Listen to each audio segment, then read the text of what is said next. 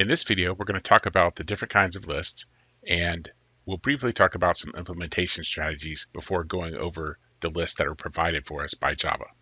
So the first type of list we're going to be interested in is an ordered list. An ordered list will maintain an order among the elements as you're adding those elements to it.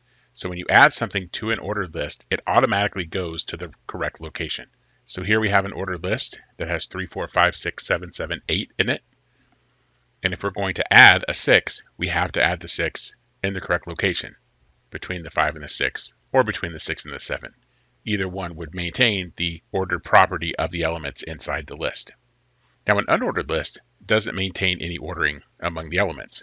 So we could have a list that looks something like this: 7, 9, 5, 4, 6, 7, 3, 8. We can add to the beginning of that list, we can add to the middle of that list, or we can add to the end of that list, because there's no ordering to maintain. If this was an ordered list, we would only have two possibilities of where we could add the 6, either before or after the 6 that's already there. Now keep in mind that in an unordered list, the elements themselves may still be ordered. That just means that they were added in the correct order. So here's an example of an unordered list where the elements are in order, and you'll notice it doesn't look any different from an ordered list. However, if we're going to use an unordered list to maintain a sorted list, then the client has to maintain the order by adding things in the correct location. While we can still add anywhere we want to the list, if we're going to keep this sorted, we have to add it here. The distinction with an unordered list is that the list itself doesn't maintain that order, and it'll allow you to add things in a place where the order won't be maintained, such as the beginning or end if we're going to add the 6. But it's possible to maintain a sorted list using an ordered list. Now, the final type of list we want to talk about is an index list. Index lists, we can reference each element by its index in the list, similar to an array. Index lists are by default unordered because there's indices where the elements are stored. There is no automatic ordering of the elements. So here's an example of an index list. Again, it looks a lot like the list we've seen before, except now we have indices on each place where an element is stored. Now, if the order of the list changes, we have to update indices. So there's a lot of ways that could happen. You could add an element, you could delete an element somewhere in the middle of the list. So let's, for example, suppose we want to delete 5. Well, once we do that, we have an empty spot. So now we need to move all the elements over so that we don't have that gap. And so our resulting list would look something like this. Now, we have a lot of other videos that go over the specifics you need in order to implement a list. But for our purposes here, we're just going to touch on at a high level. So keep in mind that a list itself is an object, and it's a collection. And one way that we can implement a list is using an array, where the collection would contain an array that we use to store the elements in the list. So it would look something similar to this, where we have an array in that collection. And in this case, we're also keeping a size. The array has references to the objects. Notice that the objects themselves are not stored in the collection. We store references to the objects that are in the collection. Another way to implement lists is using links. So here, our collection has a size, just like before, but then we're keeping references to the start and end of our actual list.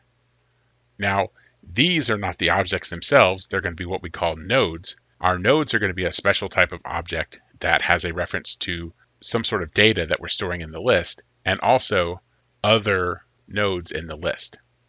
And so in this case, we have a reference to the front and the rear nodes. The rear node is actually not required, but it does make some things easier.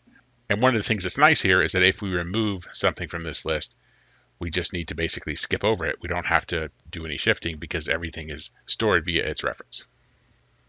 Now, the Java API provides us with several lists in its collections API. So the interface that we're going to be concerned with is the list interface, and it's a generic interface so we can store anything in that list. The list interface has a lot of different methods that are helpful for us to use. So we can add an element, either just in general add it to the end of the list, or we can add it at a specific index.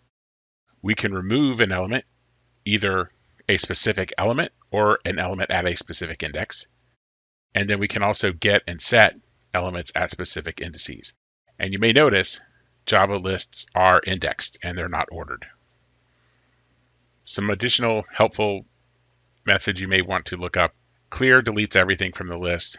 The size and isEmpty return information about how big the list is.